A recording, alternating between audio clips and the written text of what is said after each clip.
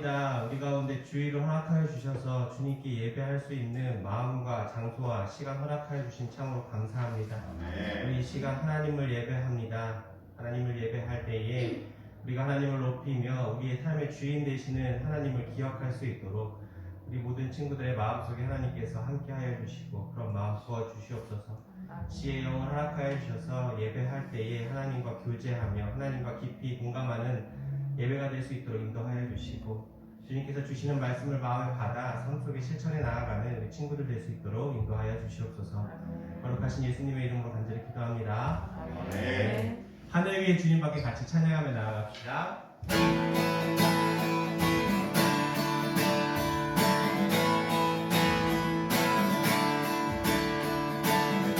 하늘 위에 주님밖에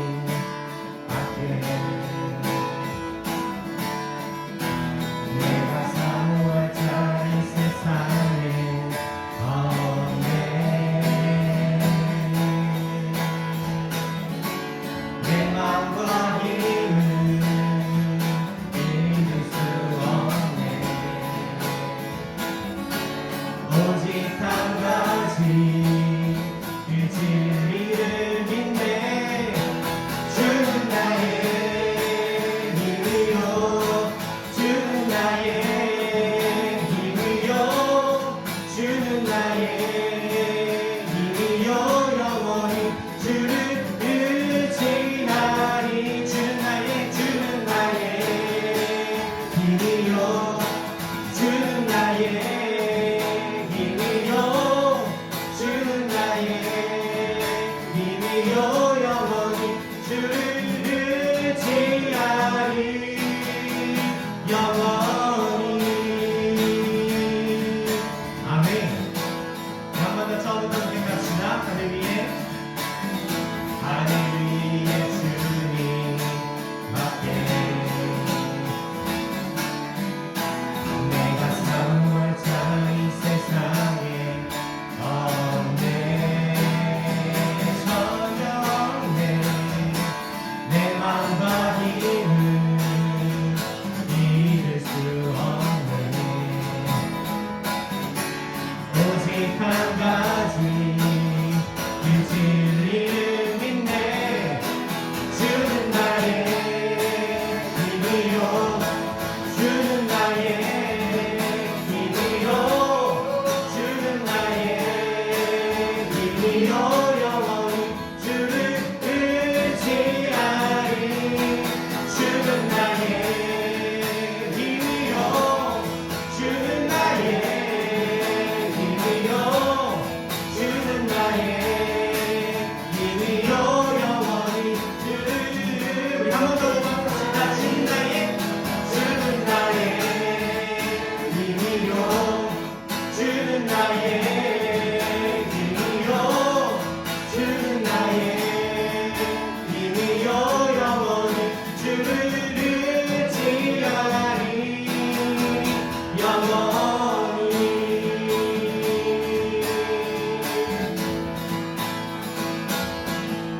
아멘. 주님만이 우리의 힘이 되심을 고백하는 삶으로 나아가기 원합니다. 아멘.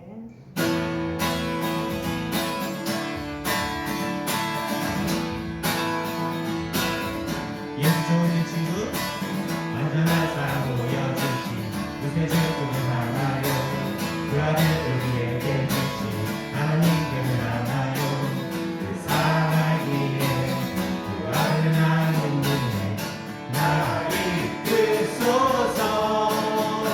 예수 좋은 내 친구,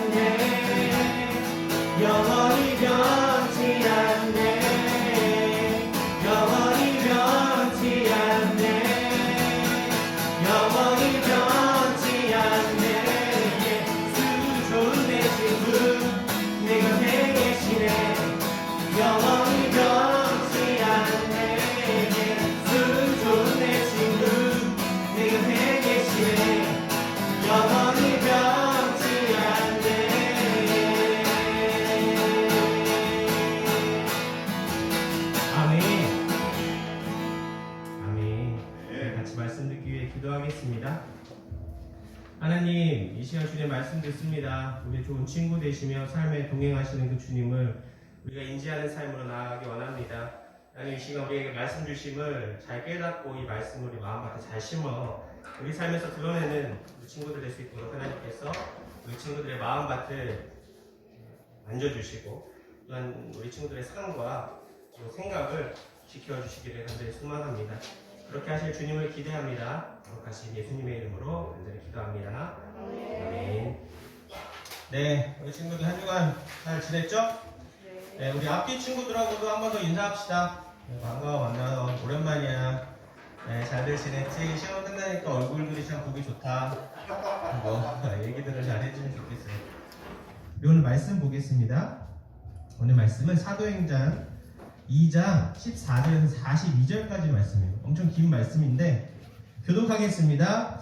베드로가 11 사도와 함께 서서 소리 높여 이르되 유대인들과 예루살렘에 사는 모든 사람들아, 이 일을 너희로 알게 할 것이니 내 말에 귀를 기울이라. 때가 제 30이 너희 생각과 같이 이 사람들이 취한 것이 아니라 이는 곧 선지자 요엘을 통하여 말씀하신 것이니 일러스되 하나님이 말씀하시기를 말세에 내가 내 영을 모든 육체에 부어주리니 너희의 자녀들은 예언할 것이요 너희의 젊은이들은 환상을 보고 너희의 늙은이들은 꿈을 꾸리라. 그때에 내가 내 영을 내 남종과 여종들에게 부어주리니 그들이 예언할 것이요 또 내가 위로 하늘에서는 기사를 아래로 땅에서는 징조를 베풀리니 곧 피와 불과 연기로다. 주의 크고 영화로운 날이 이르기 전에 해가 변하여 어두워지고 달이 변하여 피가 되리라. 누구든지 주의 이름을 부르는 자는 구원을 받으리라 하였느니라. 이스라엘 사람들아, 이 말을 들으라. 너희도 아는 바와 같이 하나님께서 나사렛 예수로 큰 권능과 기사와 표적을 너희 가운데서 베푸사 너희 앞에서 그를 증언하셨느니라. 그가 하나님께서 정하신 뜻과 미리 아신 대로 예수와 여러분을 너희가 겁없는 자들의 손을 빌려 못 박아 죽였으나 하나님께서 그를 사망의 고통에서 풀어 살리셨으니 이는 그가 사망에 매여 있을 수 없었음이라. 다윗이 그를 가르쳐 이르되 내가 항상 내 앞에 계신 주를 배웠으며 나를 영화하지 않게 하기 위하여 그가 내 우편에 계시도다. 그러므로 내 마음이 기뻐하였고 내 혀도 즐거워하였으며 육체도 희망에 거하리니 이는 내 영혼을 음부에 버리지 아니하시며 주의 거룩한 자로 썩음을 당하지 않게 하실 것이미로다. 주께서 생명의 길을 내게 보이셨으니 주 앞에서 내게 기쁨이 충만하게 하시리로다 하였으므로 형제들아, 내가 조상 다윗에 대하여 담대히 말할 수 있노니 다윗이 죽어 장사되어 그 묘가 오늘까지 우리 중에 있도다. 그는 선지자라 하나님이 이미 맹세하사 그 자손 중에서 한 사람을 그 위에 앉게 하리라 하심을 알고 미리 본 고로 그리스도의 부활을 말하되 그가 음부에 버림이 되지 않고 그의 육신이 썩음을 당하지 아니하시리라 하더니 이 예수를 하나님이 살리신지라 우리가 다 이 일의 증인이로다. 하나님이 오른손으로 예수를 높이심에 그가 역사하신 성령을 아버지께 받아서 너희가 보고 듣는 이것을 부어주셨느니라. 다윗은 하늘에 올라가지 못하였으나 친히 말하여 이르되 주께서 내 주에게 말씀하시기를 내가 내 원수로 내 발등상이 되게 하기까지 너는 내 우편에 앉아 있으라 하셨도다 하였으니 그런즉 이스라엘 온 집은 확실히 알지니 너희가 십자가에 못 박은 이 예수를 하나님이 주와 그리스도가 되게 하셨느니라 하니라. 그들이 이 말을 듣고 마음에 찔려 베드로와 다른 사도들에게 물어 이르되 형제들아, 우리가 어찌하고 하거든.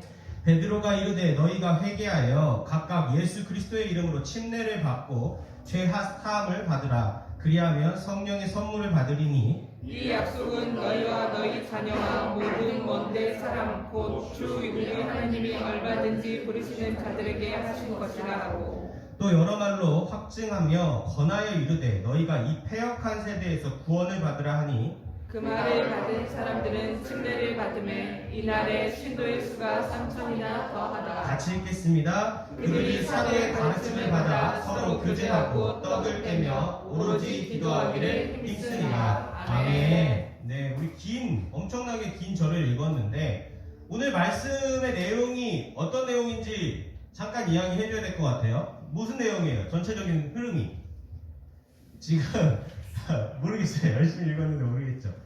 지금 성령 오순절 날에 마가의 다락방에서 예수님과 제자들이 모여서 무엇을 위해서 막 기도했었어요? 전에 성령님을 주시기로, 하나님 보내주시기로 한 성령님을 우리에게 주세요 막 기도를 했단 말이에요. 그러자 마가의 다락방에 오순절날 성령님이 임하셨죠. 하나님이 보내주신. 어떻게 해요? 불의 혀같이 사람들 머리 위에 이 가시적으로 보이는 성령님이 임하셨다는 거죠. 그리고 나서 그들이 막 각자의 나라의 말로 막 방언을 하기 시작했어요. 그런데 그들 가운데에서 성령이 충만한 사람들은 그 모습들을 보고 어땠어요? 서로 감동했겠죠. 와, 우리에게 드디어 성령님이 일하고 이런 능력들이 일어나는구나. 그러나 다른 믿지 않는 사람들이 볼 때는 어떤 상황이겠어요? 뭐지? 이상한 상황이 이제 일어나는 것이죠. 근데 이제 그런 성령님이 충만한 가운데에 갑자기 이제 제자들이 밖에 나와가지고 말씀을 전하기 시작한 거예요. 그들에게 성령님이 임재하시자 마음에 뜨거움이 있었던 것 같아요. 그래서 나와서 오늘 베드로가 사람들 앞에서, 이스라엘 사람들 앞에서 갑자기 설교를 하기 시작합니다. 혼자서 설교한 것이 아니라 옆에 이제 제자들도 많은 사람들이 있었겠죠. 그래가지고 오늘 이 말씀을 전하는 건데, 이 말씀을 전하는 것이 여러분들이 특별한 말씀이 아니었어요. 무엇이냐면 지금 자기가 이 말씀을 전하는 상황이 이상해 보이지만 사실 이것이 성경 말씀에 나와 있는 말씀입니다 라고 하면서 성경 말씀에 있는 요엘서에 나와 있던 말씀을 이야기하고, 또 다윗 왕의 이야기, 구약시대 다윗 왕의 이야기를 언급하면서 설교하고 있는 거예요. 여러분 지금 무엇을 듣고 있어요? 설교 듣고 있죠. 목사님이 말씀을 전하듯이 베드로 역시 성경 말씀을 가지고 지금 말씀을 전하고 있는 상황입니다. 그리고 성경 말씀을 열심히 전한 것이 오늘 우리가 읽었던 말씀 중에 일부분이죠. 그리고 나서 마지막으로 예수님에 대해서 전하죠. 너희가 이 일에 대해서 바로 그 너희가 기다리던 메시아가 예수님이었다. 너희가 십자가에 못 박은 예수님이었다. 그가 죽으시고 다시 부활하셔서 하늘로 올라가셨다. 다시 오실 것이다. 이런 베드로의 선포의 말씀을 듣고 사람들이 그 말씀을 마음에 받았다고 이야기하고 있어요. 성경에 그 말씀을 마음에 받았다. 그리고 나서 어떤 제스처를 취하냐면 우리가 어떻게 해야 됩니까? 라고 묻습니다. 그리고 우리가 그 뒤에 계속 말씀을 봐서 알겠지만 베드로가 회개하고 침례를 받으라고 이야기해요. 침례를 받는다는 얘기는 자기의 신앙 고백을 온전히 하라고 말하는 것과 동일합니다. 단순히 물 가운데 들어갔다가 깨끗해짐을 이야기하는 것이 아니라 자기가 예수님을 믿는다는 신앙 고백을 온전히 하는 침례를 이야기하죠. 그리고 나서 그들이 침례를 받고 나서 맨 마지막 절에 그들이 사도의 가르침을 받아 서로 교제하고 떡을 떼며 오로지 기도하기를 힘쓴다고 나와 있어요. 이것이 오늘 우리가 말씀을 같이 배우고자 하는 것의 핵심입니다. 말씀을 받으면 그 삶에 변화가 생기고 그것을 실천함으로 나아가는 것이 필요하다는 것이 오늘 말씀의 핵심이죠.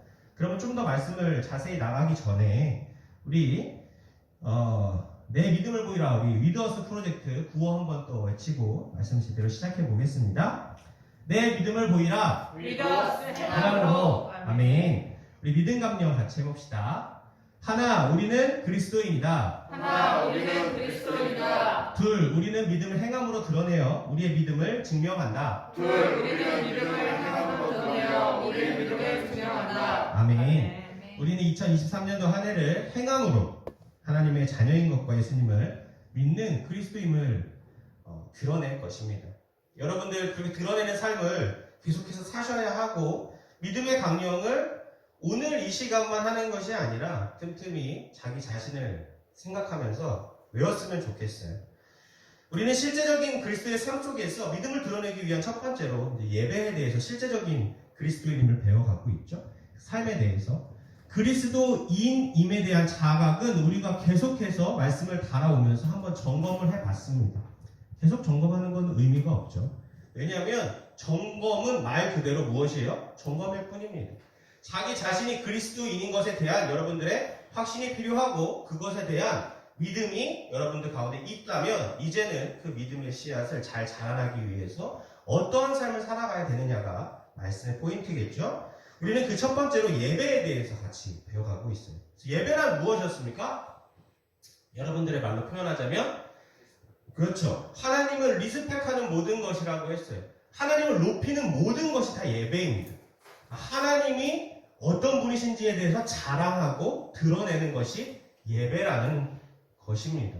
어떻게 앉아서 찬양을 하고 말씀을 듣고 기도를 하고 하는 모든 것들을 포함해서 딱 예배가 끝났을 때의 예배를 얘기하는 것이 아니라 모든 요소들이 다 예배라는 것이죠.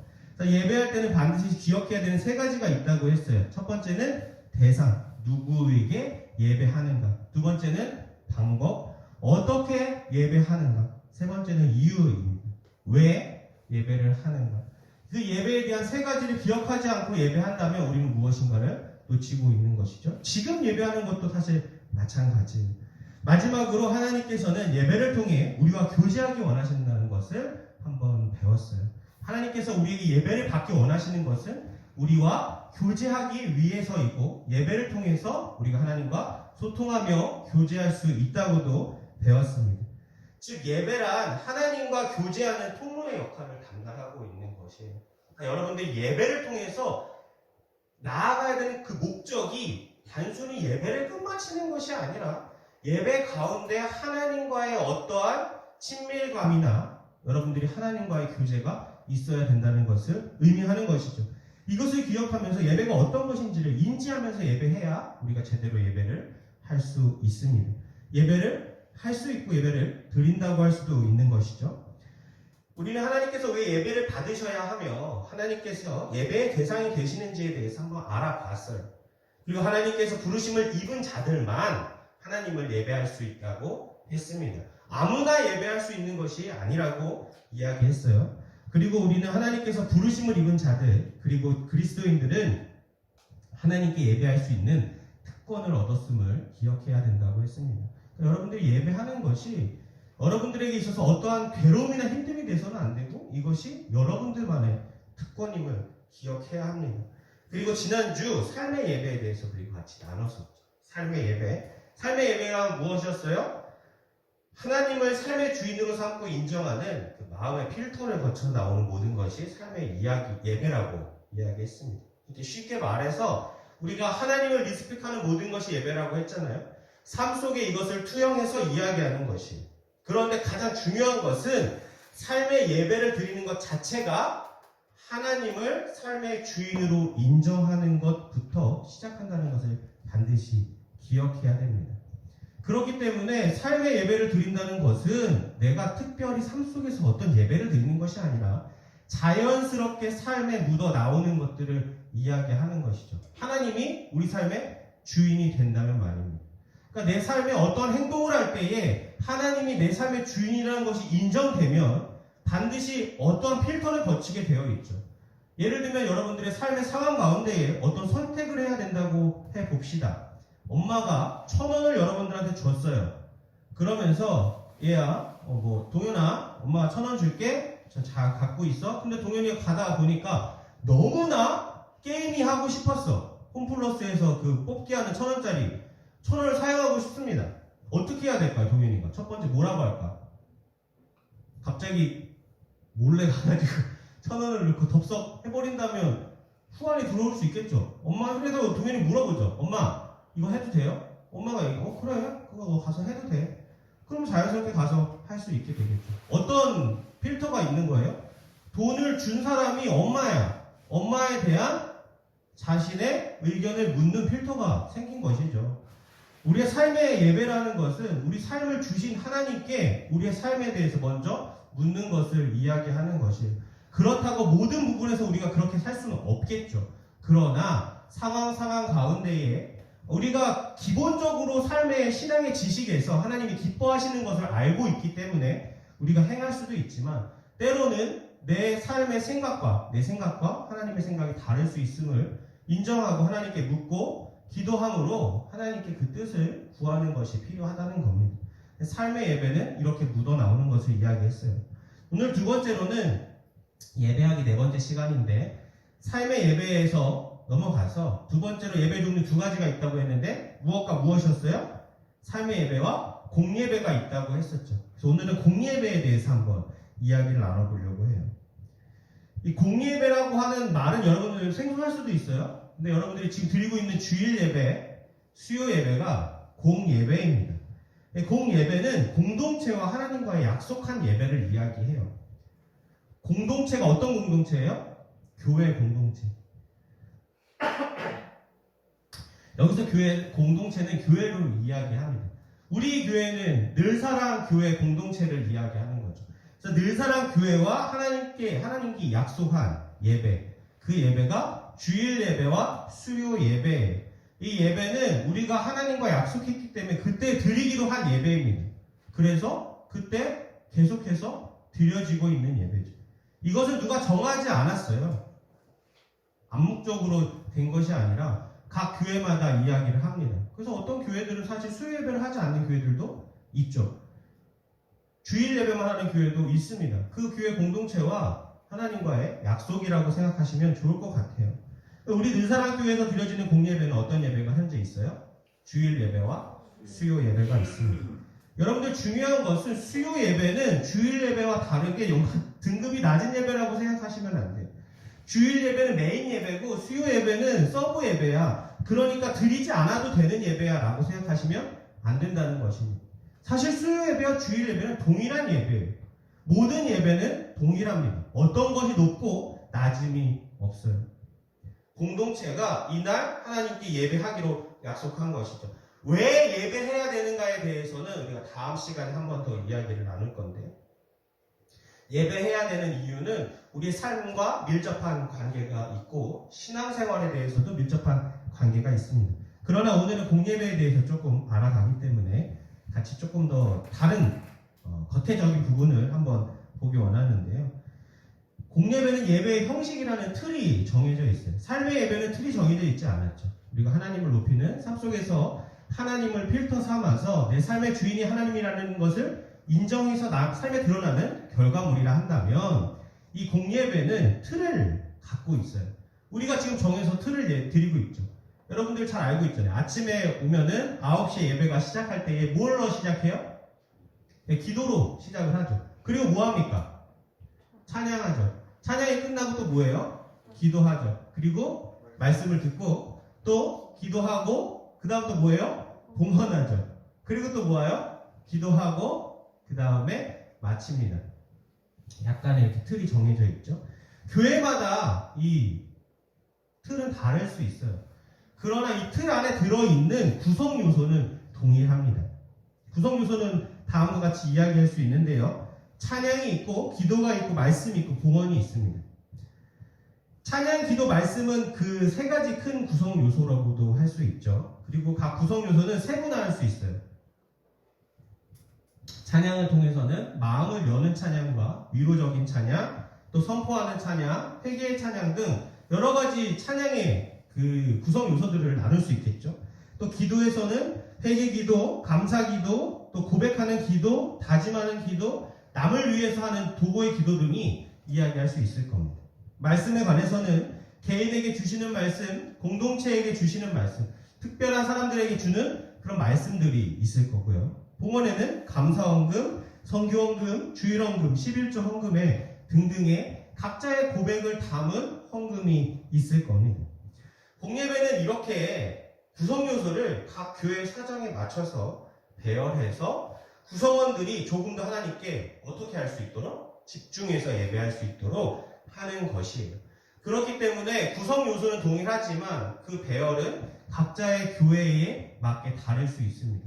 어느 교회에 가서는 예배하고 기도하고 찬양하고 기도를 다시 하지 않고 중간에 그냥 말씀을 전하는 교회도 있을 수 있고요. 어떤 교회는 말씀을 전하고 나중에 찬양을 다시 한번 더 하는 교회도 있을 수 있습니다. 그러나 각 교회의 사정에 맞게 교회 구성원들이 조금 더 하나님께 집중할 수 있도록 예배의 구성을, 예배 요소들을 구성한다는 것을 여러분들이 기억하셔야 돼요. 그래서 교회마다는 조금씩 차이가 있지만 이 구성 요소는 동일합니다.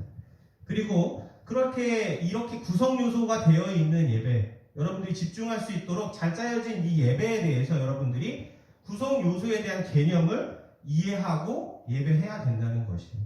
그냥 막연하게 앉아있다가 시간이 지나서 끝나는 것을 예배라고 생각하시면 안 됩니다. 구성 요소는 아까 이야기했지만 다음 주에 조금 더 깊이 있게 살펴보고, 오늘은 공예배를 통해 그리스도인들이 드러나야 하는 열매들에 대해서 알아보려고 합니다. 말을 거창하게 했지만 결국에 예배를 통해서 여러분들이 취해야 되는 것, 그리고 예배를 통해 여러분들이 어떤 방향의 삶에 나아가야 되는지에 대해서 같이 이야기를 나눠보려고 해요. 오늘 우리가 읽은 그 말씀은 예수님의 제자 베드로가 많은 사람들 앞에서 설교한 내용과 그 설교를 들은 사람들의 반응과 그것에 대한 반응과 그것에 대한 내용입니다. 창조주 하나님, 우리 삶의 주인이신 하나님, 이것을 인지하고 주인 되신 하나님을 인정해서 모든 것이 나오는 것이 예배라고 했던 것을 기억하면서 같이 말씀을 들어볼게요. 베드로는 어부 출신이었어요. 오늘 말씀을 전하는 베드로는 어부 출신이었어요. 그는 배움이 깊지 않았습니다. 그럼에도 불구하고 예수님의 부활 승천 이후에 그가 보고 들은 것을 오늘 담대하게 전한 겁니다. 성령님을 받은 이유로 말이죠. 베드로는 성령의 임재 이후 사도들과 함께 예루살렘에서 오늘 설교를 담대하게 전했어요. 요엘 선지자의 말씀을 인용하였고 예수님의 제자로서 예수님의 뜻을 전하였습니다. 이스라엘 사람들이 가장 존경하는 다윗 왕의 이야기를 하면서 계속 설교를 한 내용이었죠. 우리가 읽은. 결론적으로는 이것이에요. 십자가에 못 박은 예수님이 이스라엘에게 보내주시기로 한 하나님의 메시아였다. 이스라엘의 진정한 왕이라는 메시지였습니다. 말씀을 들은 사람들은 무엇을 받았어요? 마음에 찔림을 받았어요. 성경에 기록되어 있죠. 마음에 찔림을 받았습니다. 그리고 사도들에게 어떻게 해야 됩니까? 라고 하면서 물었습니다. 그러자 사도들이 이렇게 대답하였는데요. 사도행전 2장 38절에서 40절 말씀을 같이 한번 읽어볼게요. 시작. 베드로가 이르되 너희가 회개하여 각각 예수 그리스도의 이름으로 침례를 받고 제사함을 받으라. 그리하면 성령의 선물을 받으리니 이 약속은 너희와 너희 자녀와 모든 원대 사람 곧 주 우리 하나님이 얼마든지 부르시는 자들에게 하시는 것이라 하고, 또 여러 말로 확증하여 권하여 이르되 너희가 이 패역한 세대에서 구원을 받으라 하니. 아멘. 이 사도들의 말을 듣고 마음에 받은 사람들은 침례를 받았습니다. 이 말을 받았다는 것은 베드로의 설교를 듣고 그 말씀을 마음에 새기어 자기의 것으로 받아들였다는 것이에요. 그랬구나. 내가 예수님을 십자가에 못 박았구나. 어떡하지? 회개하고 침례를 받으라. 그렇구나. 내가 회개하고 침례를 받아야겠구나. 라고 해서 이들은 회개하고 침례를 받았습니다. 그 수가 3,000명이나 되었다고 해요. 사람을 모아놓고 한 것이 아니라 베드로가 그냥 예루살렘에 나아가서, 광장에 나아가서 이야기한 것이었죠. 그리고 이들은 3,000명이나 되었으며 사도의 가르침을 받아 서로 교제하고 떡을 떼고 기도하였습니다. 이들이 성도가 된 것이에요. 그리스도인이 된 것입니다. 회개하고 침례를 받고 난 이후에 이들의 삶이 이렇게 되었다는 것이에요. 서로 교제하고 떡을 떼고 기도하였습니다. 무엇을 받고요? 사도의 가르침을 받았습니다. 이것은 이들이 나가야 될 발을 알려주었다는 것이에요. 사도들이. 우리가 이제 어떻게 해야 됩니까? 회개하고 침례를 받았어요. 이러면 내 삶이 어떻게 나가야 됩니까? 이제 내가 회개하고 침례를 받았으니 어떻게 살아야 됩니까? 그러자 사도들이 서로 교제하고 떡을 떼면서 기도하기에 힘쓰라고 이야기하여 주었다는 것이죠. 사실 이것은 성도의 그리스도인들의 삶의 가장 기본적인 전제입니다. 서로 교제하는 것. 우리가 서로 교제하기에 힘쓰기 위해서 활동도 많이 하려고 하고 서로 모이려고 하는 것들이 여기서 나오는 것이죠. 서로 떡을 뗀다는 이야기는 서로 식사 교제를 하면서 서로에 대해서 친밀감을 더욱더 키워가는 것입니다. 그리고 중요한 것은 무엇을 하는 것이에요? 기도하는 것이죠. 서로에 대해서 기도하는 것입니다. 관심이 필요하다는 것이에요. 왜 이렇게 해야 되느냐면, 여러분들, 이 예수님을 믿는다는 것은 여러분들이 세상 가운데 살아갈 때에 결코 예수님을 스스로 혼자 기억하는 것이 쉽지가 않아요. 신앙생활하는 것이 쉽지가 않습니다. 그래서 하나님께서 우리에게 여러분들의 옆사람을 붙여주신 거예요. 함께 서로 교제하고 서로 힘들 때마다 격려하고 서로 멀어져 갈 때마다 마음이 무너져 갈 때마다 서로 일어설 수 있도록 여러분들에게 짝을 붙여주신 겁니다. 그게 우리 청소년부 공동체의 역할이죠.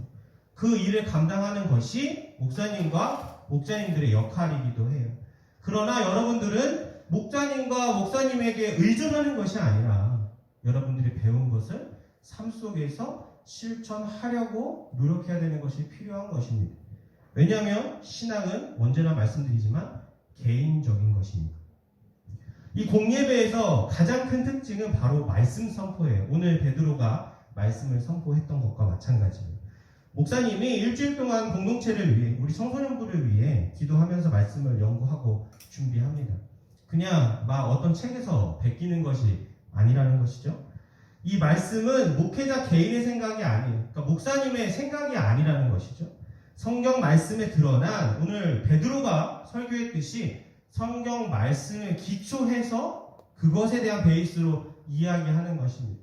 목사님 생각엔 이래, 그러니까 이렇게 해야 돼가 아니라 하나님의 말씀이 우리에게 이렇게 하라고 이야기하고 있습니다 라고 말씀을 선포하는 것이죠. 이 하나님에 대한 이해를 설명하거나 선포하여서 공동체나 또 개인에게 말씀을 전달하는 것이죠. 목사님은 전달자의 역할을 하는 것이지 앞에서 하나님의 말씀, 하나님을 대신해서 이야기하는 것이 아니라는 것입니다. 그러니까 목사님이 말씀을 선포하는 것은 하나님의 말씀을 대신해서 이야기하는 것이나 목사님이 하나님은 아니라는 것을 꼭 기억해야 된다는 것이죠. 그래서 말씀을 받을 때에 개인 각자에게 주시는 말씀을 잘 받아야 됩니다.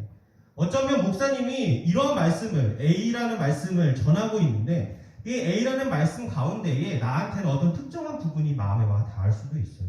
그게 여러분들에게 주시는 말씀일 수도 있습니다. 개인에게 주시는 말씀일 수도 있다는 것이에요.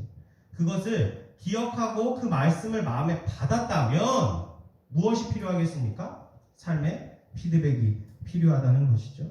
그래서 공예배를 드리는 사람들은 이 말씀과 자신의 공동체의 말씀으로 받아야 됩니다. 대부분 목사님이나 담임 목사님이나 공동체를 위해서 설교를 하죠. 말씀을 선포합니다. 그러나 각자 개인이 그 공동체에게 주시는 말씀 가운데 개인이 말씀을 받을 수도 있어요. 그러나 같은 공동체이기 때문에 공동체로서의 말씀도 같이 받아야만 합니다. 말씀을 받는다는 의미는 이 말씀에 대한 자신의 피드백이 있어야 된다는 거예요. 베드로의 설교를 들은 사람들은 말씀을 받아서 회개하고 침례를 받았습니다.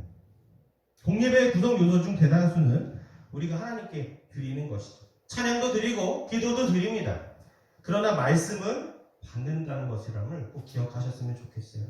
하나님과 소통할 때에 우리가 하나님께 기도를 드리고 봉헌도 하고 무엇인가를 다 드린다고 하지만 하나님께서 주신 말씀은 반드시 받아야만 합니다.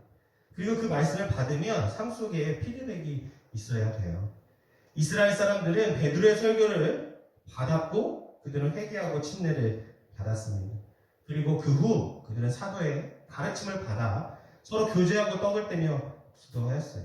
말씀을 받았으면 끝이 아닙니다. 여러분들이 오늘 말씀을 들었다면 거기서 끝을 내면 안 된다는 것이에요. 삶 속에서 실천하고 실천한 것을 토대로 꾸준히 삶을 변화시켜 나가야 되는 것입니다. 여러분들의 삶이 1부터 100까지, 1000까지, 만까지 계속 나가야 되는데 어느샌가 10까지 갔다가 다시 마이너스가 돼서 돌아가서는 안 된다는 것입니다. 신앙은 성장해야 되는 것이죠. 그것이 말씀을 듣고 삶을 변화시켜 나가는 것입니다. 청소년부 예배 마찬가지예요. 우리는 아직 배우는 단계이기 때문에 클럽을 통해서 서로 도우며 실천합니다. 요즘 목사님이 이제 토요일날 목사님들한테 주중 미션에 대해서 물어보면 목사님들이 굉장히 힘들어 하시면서 대답을 하시죠. 이번 주는 뭐 별로 없어요. 거의 못했어요. 막 이렇게 얘기를 하는데 당연히 여러분들의 삶 속에서 점점 무너질 때도 있어요. 그것이 목사님이라고 완벽한 삶을 살아내는 것은 당연히 아닙니다. 동역자가 되고 있죠. 왜요? 여러분들에게 말씀을 전하기 위해서 목사님의 말씀을 봐야 하니까요. 하나님께 기도를 해야 하니까요.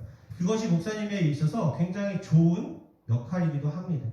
좋은 하나님의 은혜이기도 하죠. 여러분들에게 있어서는 목사님과 같이 여러분들을 통해서 얻는 은혜가 여러분들 각자 목자님들과 클럽 안에서 있기를 원해요.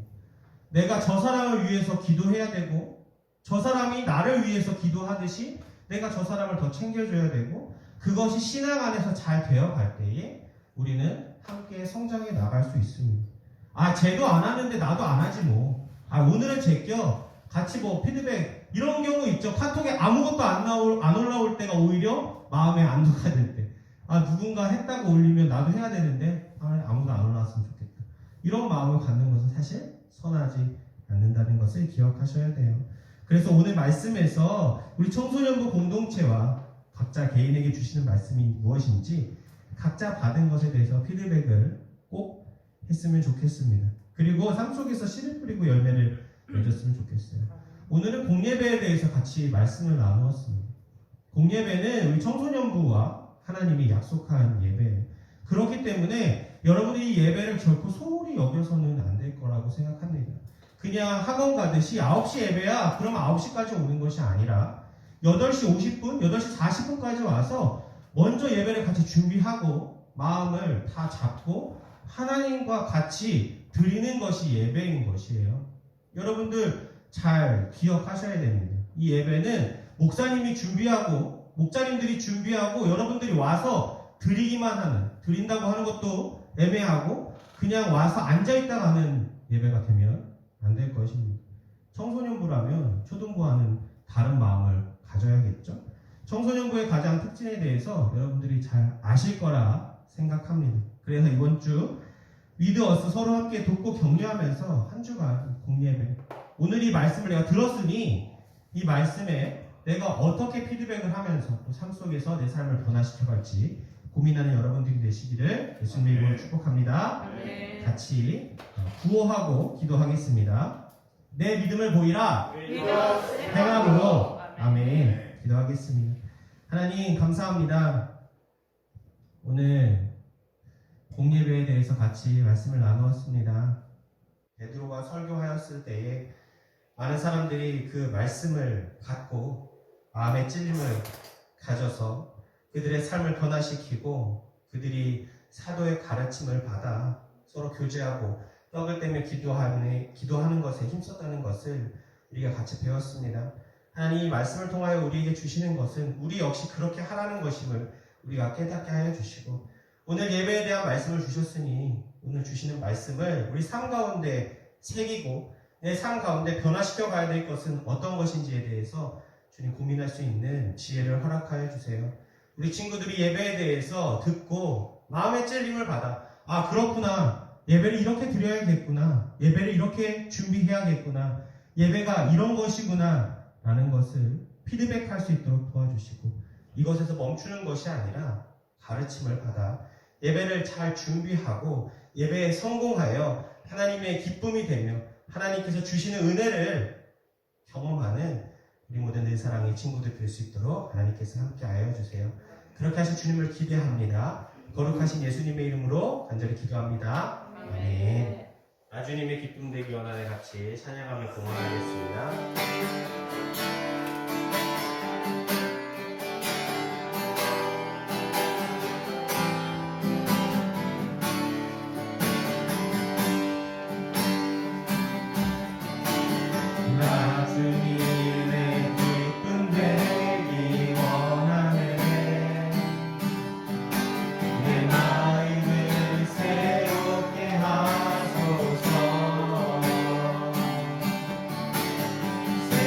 내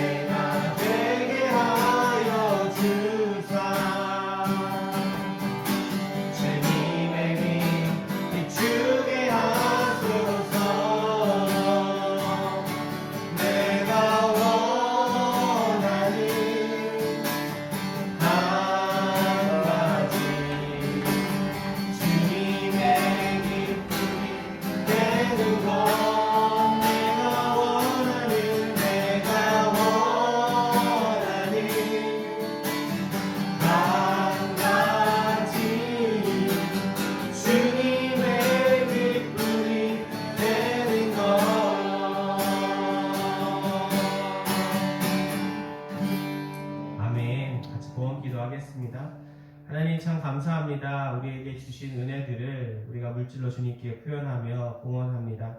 하나님, 우리의 예물을 온전히 받아주시고 우리의 삶도 받아주셔서 우리의 삶 속에 삶의 주인 되시는 하나님에 대한 고백이 넘치게 하여 주시고 삶의 예배를 통하여 하나님 위에서 기뻐 받으시는 삶으로 나아가게 도와주시며 그 가운데 하나님을 경험하여 우리가 은혜의 축복의 통로로서의 삶을 살아갈 수 있도록 하나님께서 인도하여 주시고 지켜주시옵소서. 우리가 자주 하나님에 대하여 잊고 살아갑니다. 주님, 지혜와 능력을 더하여 주시고 우리 안에 계시는 성령님의 말씀에 귀 기울이게 하여 주셔서 삶 속에서 하나님을 인지하며 살아가는 삶으로 살아가게 하여 주시고 그것이 우리에게 족쇄가 되는 것이 아니라 우리의 삶에 길잡이가 되는 것임을 기억하며 더 좋은 길로 나아가는 우리 청소년이 될 수 있도록 하나님께서 인도하여 주시옵소서. 그렇게 일하실 주님을 기대합니다. 거룩하신 예수님의 이름으로 간절히 기도합니다. 아멘. 이 시간 주기도문으로 예배를 마치겠습니다. 하늘에 계신 우리 아버지여, 이름이 거룩히 여김을 받으시오며 나라의 임하옵시며 뜻이 하늘에서 이루어진 것 같이 땅에서도 이루어지이다. 오늘날 우리에게 일용할 양식을 주시옵고 우리가 우리에게 죄 지은 자를 사하여 준 것 같이 우리 죄를 사하여 주시옵고 우리를 시험에 들게 하지 마시옵고 다만 악에서 구하옵소서. 나라와 권세와 영광이 아버지께 영원히 있사옵나이다. 아멘.